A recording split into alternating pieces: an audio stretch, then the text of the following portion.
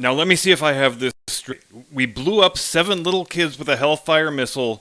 Nobody lost their job. Nobody's even being investigated. All we got was General McKenzie. And speaking of General McKenzie, when you imagine a Marine Corps general, is that the guy you picture? Some pudgy doofus who looks like Elmer Fudd and sounds like Foghorn Leghorn? Yeah, me either. But we got General McKenzie saying, golly gee whiz, we sure are sorry we blew up that family of 10. It's awful sad, but shucks, these things happen. So you've got that incident in which lots of actual innocent people died a needless, horrific death because Joe Biden was having a bad news cycle and wanted to look like a tough guy, and nobody gets fired, nobody faces any sort of recrimination. Everybody just shrugs their shoulders and goes on about their business. Well, except for the Afghan family who has to bury 10 of their relatives. Now, contrast that incident with the incident down at the border a few days ago in which law enforcement officers were carrying out their duties in exactly the prescribed manner, and some clueless retards on Twitter decided to get their knickers in a twist over it for no better reason than because they are clueless retards.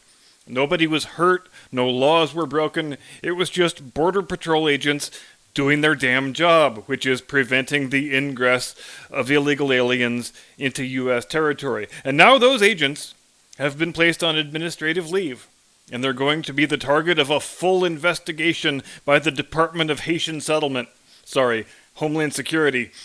And just for good measure, they fired the horses.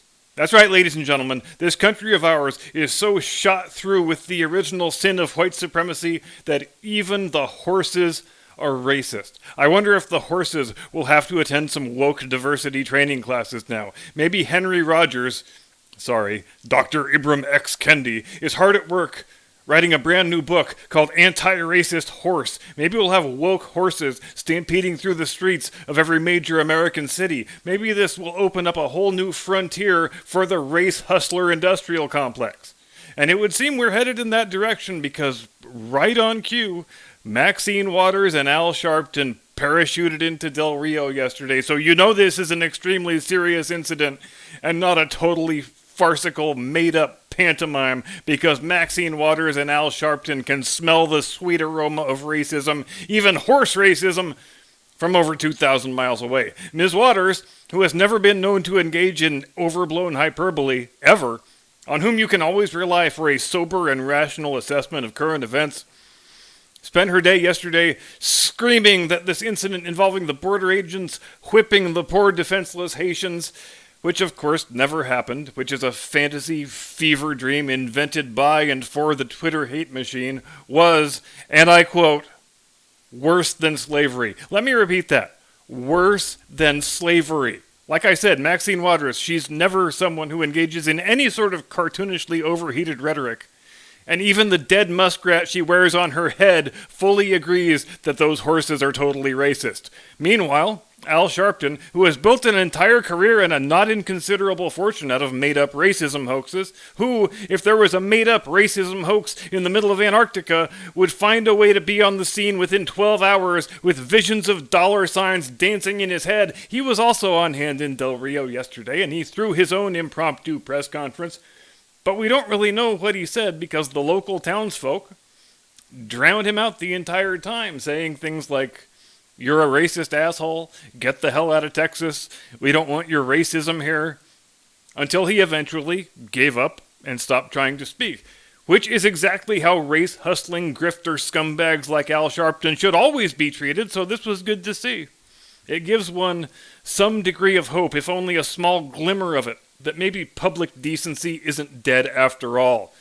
And Vice President Black Mask Grim Reaper Ninja Lady, the California cackler, the bimbo of the border, she felt so emboldened that she actually made public remarks about border policy for 2 whole days in a row, which obviously is a new personal record for her. And since the next original thought that traverses the empty space between her ears will be the very first one, she mostly just parroted the same nonsense that Auntie Maxine had just finished vomiting out about slavery this and slavery that, and how this brings up such painful memories from our nation's past. But hold up there. Pump the brakes, sweetheart. Because I'm pretty sure you have the same number of American ancestors as Joy Reid does, which is 0. You are half Punjabi and half Jamaican, and you grew up in freaking Canada. Did you ever notice how the people who try the hardest to portray themselves as stakeholders in the historical Black American experience are the people who have the least business doing so? A lecture on the painful memories of slavery means about as much coming from Kamala Harris or Joy Reid as it does coming from Rachel Dolezal. So the Biden administration is absolutely thrilled, just delighted, like over the moon happy, whistling zippity-doo-dah out their assholes that this completely fictional incident has given them the opportunity to not only fire a bunch of racist horses, but to distract from the real issue, which is their intentional refusal to secure the southern border. Because those 12,000 or so Haitians who were camped out under the bridge in Del Rio the other day, around 1,000 of them have been deported back to their country of origin. The rest have all been released into the interior of the country, no questions asked, without even so much as a COVID test. Now, when it comes to the disastrous calamity, the complete mockery of the rule of law that's taking place on the border, we should take care not to attribute any of this to mismanagement or incompetence. The guy Joe Biden hired to run our border security apparatus, Alejandro Mayorkas, is an honest-to-God professional open borders activist. His entire life's work has been made up of agitating for the elimination of national borders, and by extension, the elimination of countries themselves, and by further extension, the elimination of the entire concept of national citizenship. Hiring a guy like that to run your national border security apparatus is a bit like taking flying lessons from JFK Jr. or getting John Belushi to be your AA sponsor. They hired this guy to enforce the border because no border enforcement is exactly what they wanted. And for those fans keeping score at home, 19 Republican senators voted to confirm Mayorkas as the DHS secretary. Not coincidentally, they're the same 19 who voted to advance the $3.5 trillion Halloween candy bag for radical leftist maniacs that masquerades as a fake infrastructure bill. Jim Eagle, climb off that racist horse of yours and hit the music, please.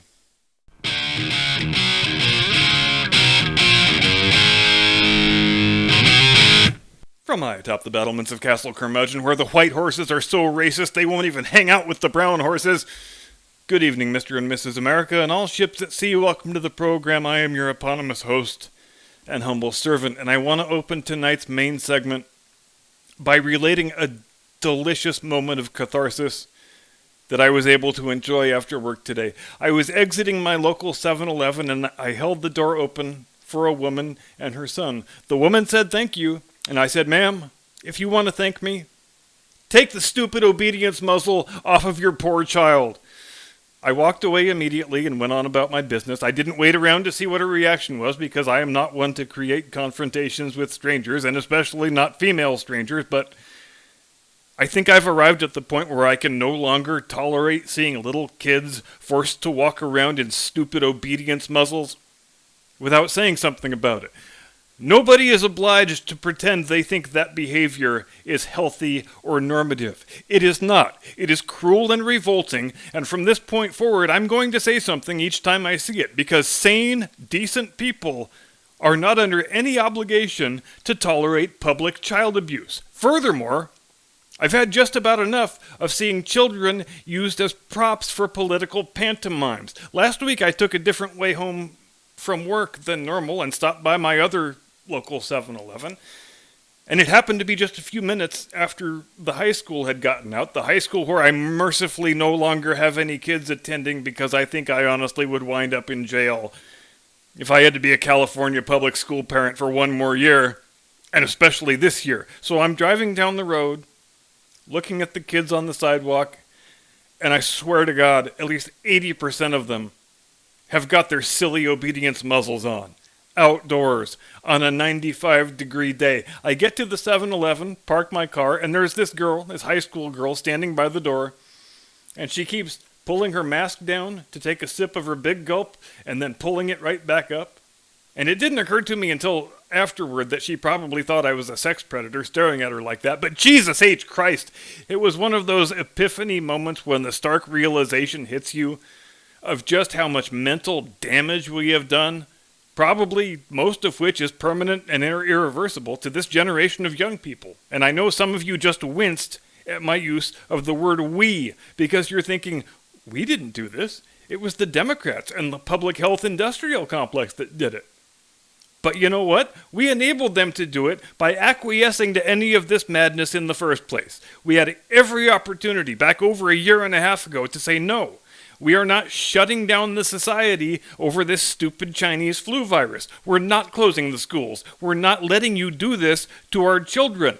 But we went along with it, and that makes us complicit.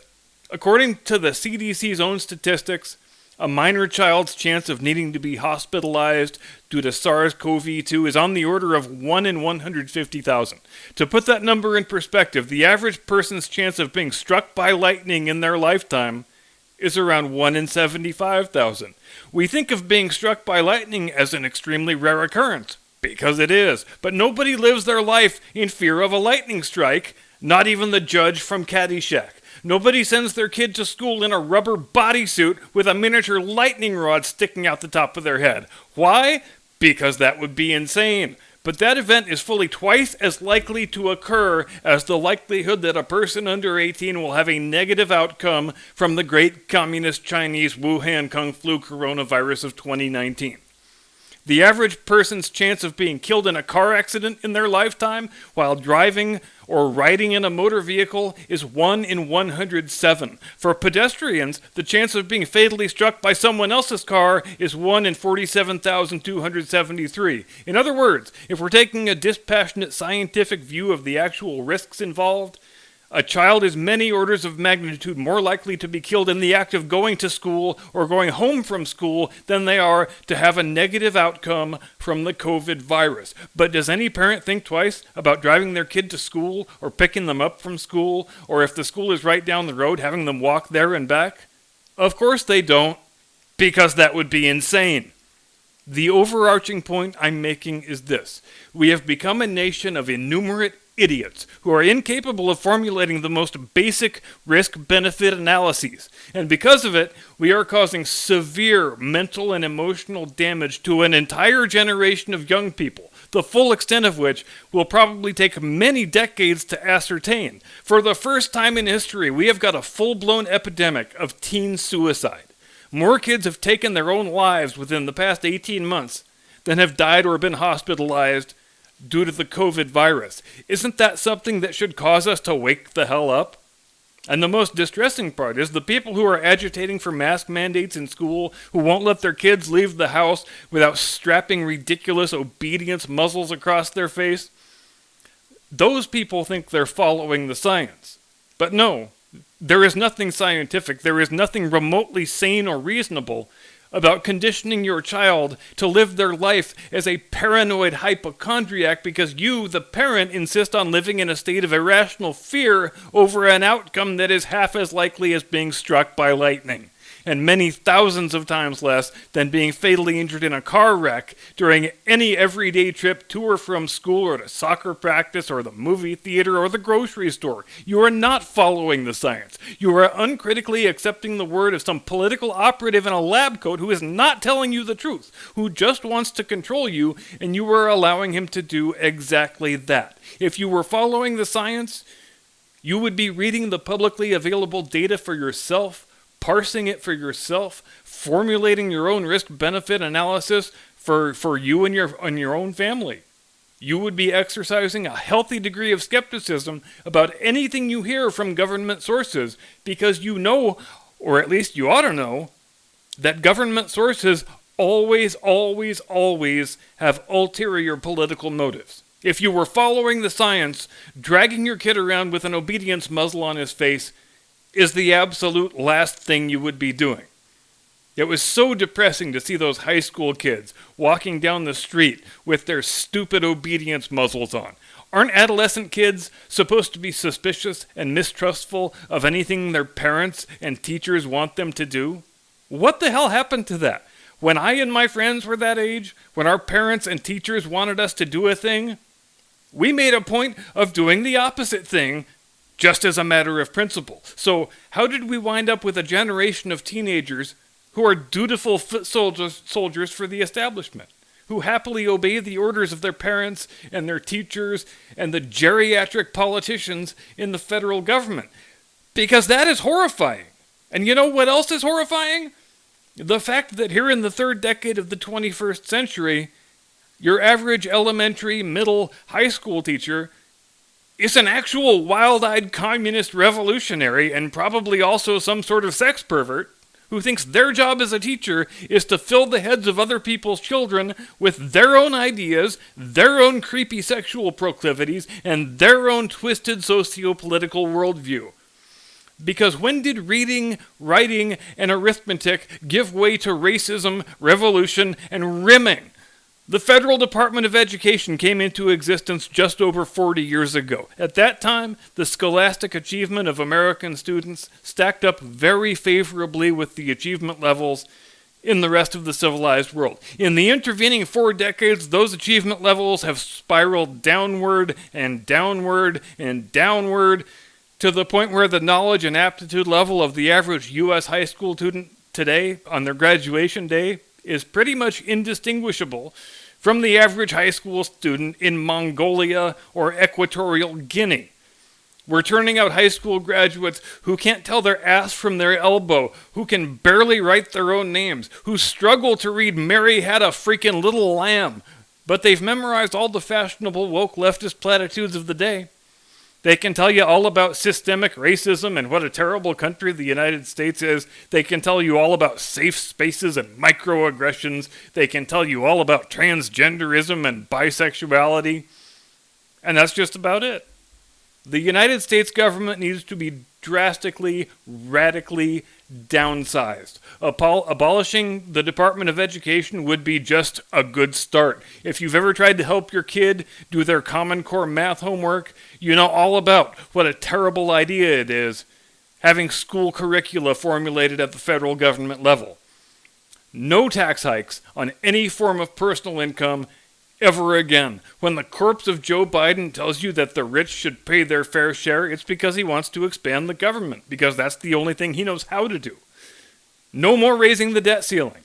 Not ever. Every man, woman, and child in this country already owes $850,000 on our national debt, and our leaders, Democrat and Republican alike, don't know how to do anything but spend money like drunken sailors. So when is enough enough? When do the people start demanding that if the government doesn't have sufficient money to operate, then it needs to cut back its operations and keep cutting them back until there are black numbers in the ledger instead of red numbers? How come Ronald Reagan and Donald Trump are the only 2 guys in the last 40 years who had the courage to point out this screamingly obvious truth? And there are 2 other things that need to happen that go directly to the horrific state of public education in this country. The first is that we desperately need right-to-work laws for teachers. As it stands today, you basically can't become a teacher unless you're a Marxist revolutionary or you're willing to pretend you are. And you have to be willing to be a campaign contributor for the Democrat Party because you're required to join a union, and that's where most of your union dues go.